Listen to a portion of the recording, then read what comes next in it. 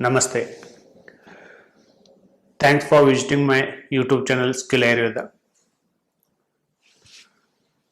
I would like to speak about the gadget which is released on 20th of November 2020. CCIM ने central council of Indian medicine एक gadget release किया 20th November of 2020 में।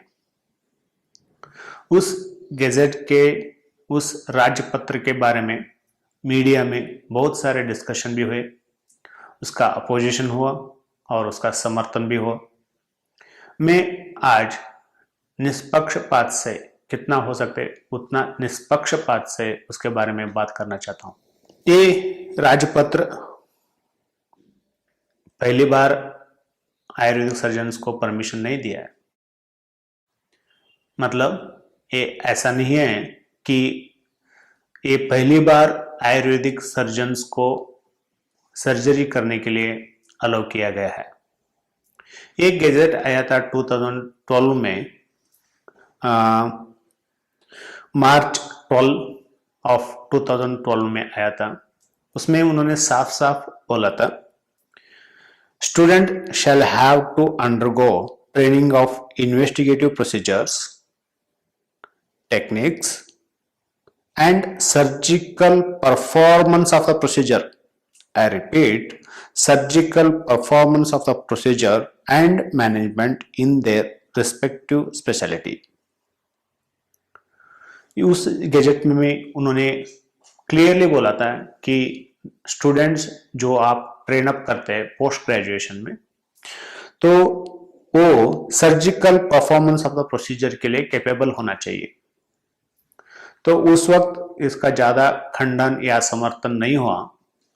आजकल क्यों हो रहा है? क्योंकि इस गैजेट में उन्होंने एक बाउंड्रीज बोल सकते हैं, नहीं तो उनका हक बोल सकते हैं, जो उन्होंने डिफाइन किए। इसमें मीडिया में आपने देखा होगा कि उन्होंने बोला आयुर्वेदिक सर्जन्स भी आजकल शस्त्र चिकित्सा कर सकते हैं। अगर वो शस्त्र चिकित्सक ही है तो शस्त्र चिकित्सा नहीं किए तो कैसे चलेगा? वो शस्त्र चिकित्सा ही करेंगे। ऐसा भी बोला है कि आयुर्वेदिक डॉक्टर्स भी आजकल सर्जरी कर सकेंगे। एक आयुर्वेदिक सर्जन बनने के लिए, एक आयुर्वेदिक शस्त्र चिकित्सक बनने के लिए अंडर ग्रेजुएशन होने के बाद 3 साल तक वो सर्जरी का स्टडीज या ट्रेनिंग फिनिश करते हैं। उसके बाद वो सर्जिकल प्रैक्टिस कर सकते हैं। जो मार्च 19 या 2012 में जो गैजेट पास हुआ था, उसमें निश्चित रूप से कौन कौन सा शस्त्र चिकित्सा एक आयुर्वेदिक शस्त्र चिकित्सक कर सकते हैं ये नहीं बोला गया था। और इस गैजेट में उन्होंने ये क्लियर मेंशन किया, ये मतलब ये लिस्ट ऑफ सर्जरी है जो आप कर सकते हैं। ये जरूरी भी था। चले एक बार हम कौन कौन सा सर्जरीज हमको अलाउ किए हैं वो एक बार देख लेंगे हम। So this central council of Indian medicine notification, new Delhi, 19 नवंबर 2020। इसमें लेखन छेदन of दुष्टरुण, भेदन of विद्रदी मतलब abscess and drainage of abscess, संधान कर्म, छेदन कर्म of ग्रंथि, छेदन कर्म of सिरा स्नायु, and kota that is excision or amputation of the gangrenous parts, trauma management that is sadhyavurana management, pranashta shalya nirharana that is removal of the metallic and non-metallic foreign bodies from the non-vital organs, bhagna chikitsa that is close reduction, immobilization and splint cast. This is means here I would like to focus on that. See, among the fractures, so only close reduction, immobilization and splint or cast is allowed, not the surgery, because कुछ media में मैंने देखा था कि Ayurvedic surgeons कर सकेंगे कि orthopaedic surgery भी। Orthopaedic surgery is not allowed for the Ayurvedic general surgeon, so only cast and splints, so general practitioner भी कर सकेंगे, उतना ही एक जनरल सर्जन को भी अलाउड है।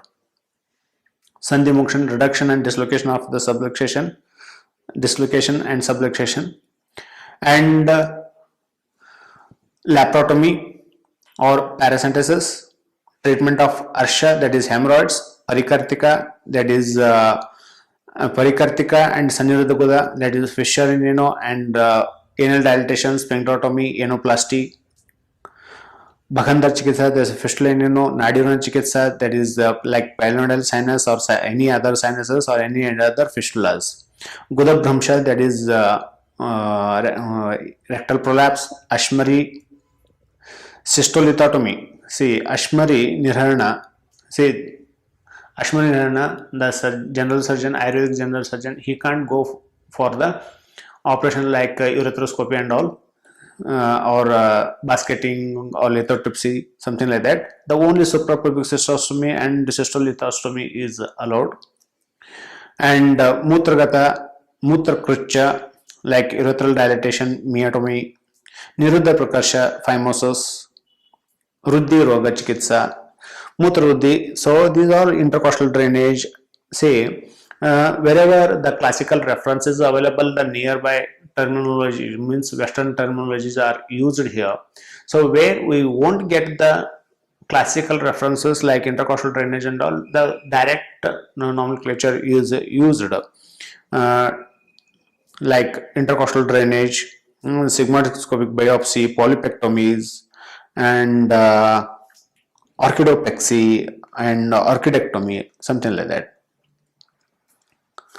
So nearly about 37 types of surgery they have mentioned in the Gazette of India. So इतना general surgery के बारे में। उन्होंने शालाक्य के बारे में भी मेंशन किया है। सो उसमें इन डिटेल में मैं शालाक्य के बारे में कुछ नई बात नहीं करना चाहता इस वीडियो में। सो मैं और कुछ इसके बारे में बात करना चाहता हूँ। एक है IMA का, इंडियन मेडिकल एसोसिएशन का जो प्रेस रिलीज हुआ 21 नवंबर 2020, उसमें उन्होंने बोला है कि IMA has no objection to the list of vernacular terms that they have coined. जो क्लासिकल नेम्स है, जो सामान्य भाषा में जो नेम्स है उसको ले कोई उनको आपत्ति नहीं है। They have no right to the technical terms or techniques and procedures of the modern medicine. इसके लिए उनको आपत्ति है। फॉर एग्जाम्पल मैं बोल सकता हूँ कि शायद उनको आपत्ति है कि आप एक कोई कौन सा भी एक एग्जाम्पल ले लेंगे इसमें से, लाइक निरुद्ध प्रकर्ष, फाइमोसिस एंड सर्कमसिशन के लिए शायद उनको आपत्ति होगा। देखिए, अगर मैं एक डिस्टेंस मेजर करना चाहता हूं, मैं इंच में बोलूं तो दूसरा आदमी उसको सेंटीमीटर में समझना चाहता है, उसको इंचेस का बारे में पता नहीं है तो वो सेंटीमीटर के बारे में बात करेगा, दूसरा आदमी माइल्स के बारे में बात करेगा, तो एक साम्यता नहीं होगा। तो इसके तो इंटरनेशनल सिस्टम ऑफ स्टैंडर्डाइजेशन आया। इस विश्व में सभी लोग मॉडर्न साइंस को जानते हैं और only in India and some other countries like Nepal they understand the Ayurvedic terminology. एक साम्यता लाना बहुत ही जरूरी है। आप शायद उसको निरुद्ध प्रकर्ष बोले या फाइमोसिस बोले, डिसीज तो वही होगा, जो वेदना हो वही होगा। सर्कमसिशन बोले या निरुद्ध प्रकर्ष का शल्य चिकित्सा बोले, कि फाइमोसिस के लिए सर्जरी जो सुश्रुत ने बोला है उसके लिए मतलब सर्कमसिशन कैसे, सर्कमसिशन करके उन्होंने नॉमेनक्लेचर नहीं दिया उनको, मतलब उसका कोई नॉमेनक्लेचर ही नहीं दिया। वो एक सर्जरी के लिए ऐसा सर्जरी डिस्क्राइब किया है लेकिन उसका नॉमेनक्लेचर नहीं है, सर्कमसिशन ही वो। एक्सेप्ट वो बोलता है कि फ्रेन्युलम को टच मत करो, जो मतलब शायद वो इरेक्शन में प्रॉब्लम होंगे ऐसा। सो थोड़ा थोड़ा डिफरेंस है। सो एक साम्यता लाने के लिए, जो अगर एक केस कोर्ट में गया तो उनको अंडरस्टैंड होना चाहिए कि सर्कमसेशन मतलब this is the normal terminology.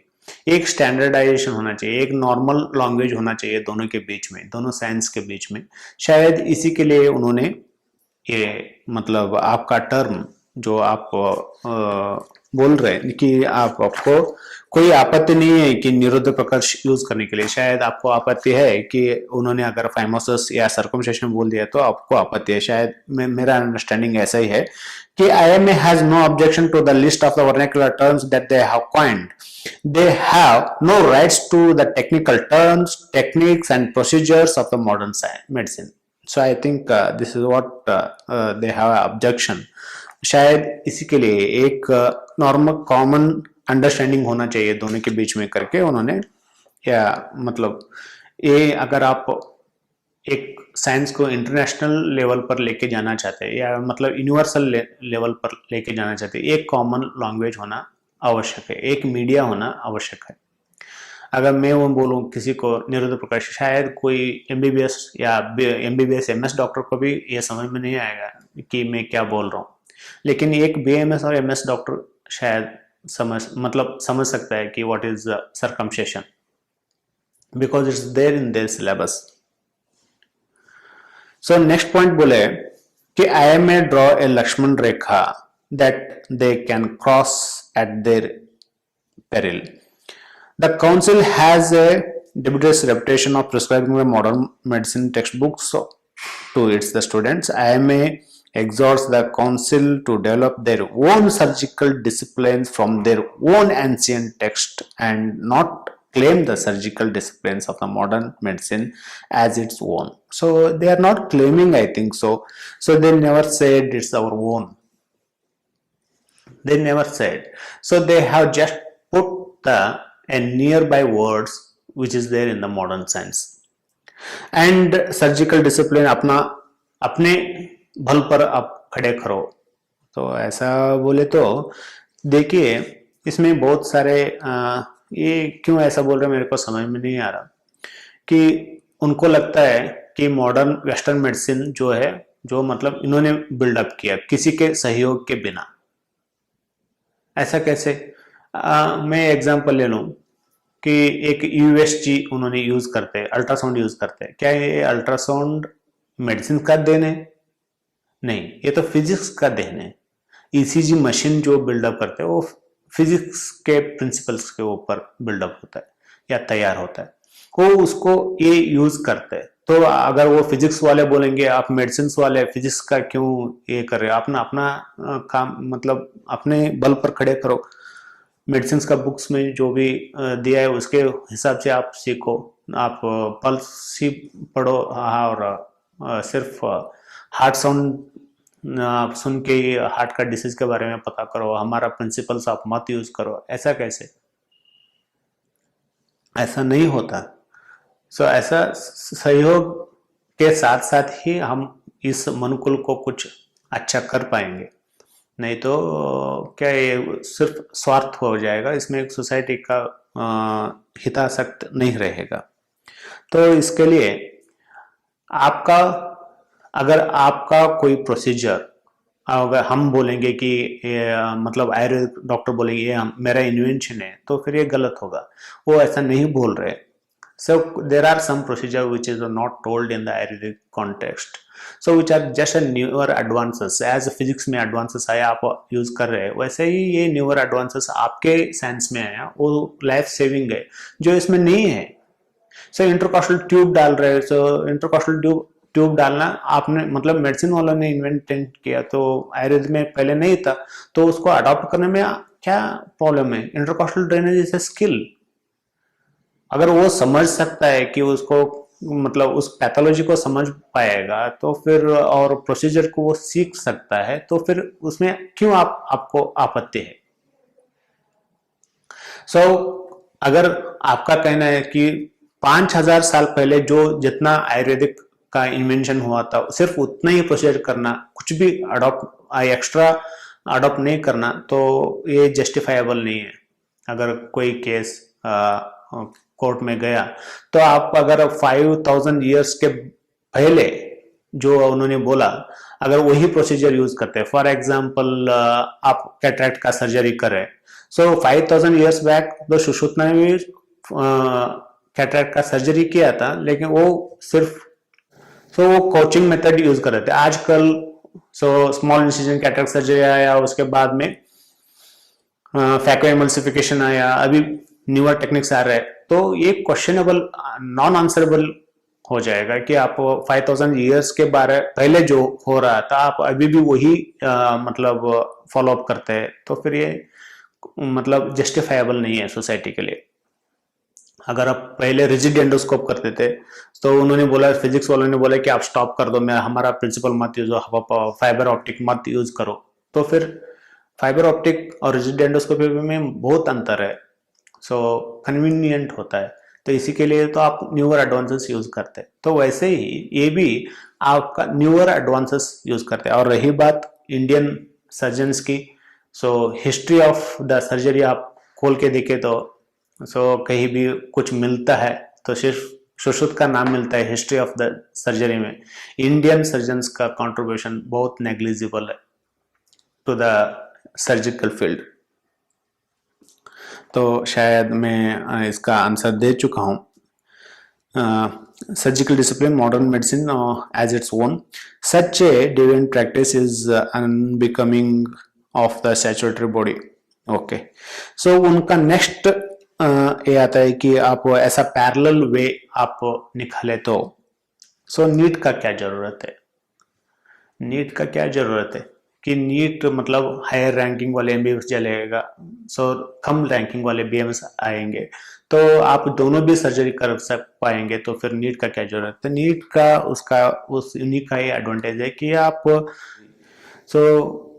MBBS अपना ही स्थान मान है उसका, बीएमएस का ही अपना ही स्थान मान है अब मतलब आजकल का स्थिति में, तो उसका कोई आप कंपैरिजन नहीं कर पाएंगे। Surgical discipline of modern medicine have developed over a last half million. Today, modern medicine is capable of sophisticated surgical procedures and has a wherewithal to train the generation of doctors through the institutions of excellence and an ever-evolving scientific base. Corrupting the modern medicine by mixing with the other system and poking the disciplines of modern medicines through the back door means it certainly foul play of first order. See, अब अगर आपका बात है mixing of the two पतीज, एक इसका answer में एक मेरा reply to the press statement released by the Indian Medical Association on 21/11/2020, ये आंसर दिए है doctor Muralidhar Sharma, practising Ayurvedic surgeon in Karnataka. क्यों मिक्सिंग जरूरी है? इसके पहले एक मोदी जी का एक क्लिप सुनेंगे। 21वीं सदी के आधुनिक विज्ञान से मिली जानकारी के साथ भी उसको जोड़ा जा रहा है, इंटीग्रेट किया जा रहा है, नई रिसर्च की जा रही है। 3 साल पहले ही हमारे यहां अखिल भारतीय आयुर्वेदिक संस्थान की स्थापना की गई है। मोदी जी भी चाहते हैं कि एक integration is a need of time, और WHO जैसे मैंने बोला है पहले कि मुरलीधर शर्मा सर क्या बोलते हैं कि उनका एक रिलीज के एक आंसर रिलीज के, World Health Organization in its traditional medicine strategy 2014-2023 has guided all members nations to integrate the traditional system with the contemporary system and move towards building a national system of medicine. Contemporary जो medical system है उनके साथ साथ traditional system का साथ साथ चलना आवश्यक है, ये WHO का कहना है। सो शायद IMA का जो थर्ड क्वेश्चन उन्होंने मिक्सिंग अपोज कर रहे हैं, शायद WHO भी ये चाहता है। सो ये उसका दोनों का साथ साथ चलना आवश्यक है। सो शायद ये उनका इसके लिए आंसर है, उनका लास्ट क्वेश्चन के लिए। और उन्होंने decisions of 29 decisions of 224th emergency CWC IMA 29/11/2020 करके एक ऑल CWC मेंबर्स को एक लेटर लिखा है। IMO opposes and condemns the predatory poaching of modern medicines and its surgical discipline by CCIM. So IMA इसका पूरा अपोज करना चाहता है, और जो भी क्वेश्चंस उन्होंने प्रेस मीट्स में अराइज किया, सो उसका आंसर में देने का ट्राई किया हूँ। अगर आपको ये वीडियो अच्छा लगता है या सही लगता है तो फिर आप ये वीडियो को कितना हो सके उतना नीडेड पीपल को शेयर कीजिए। Thank you, thanks for watching my video.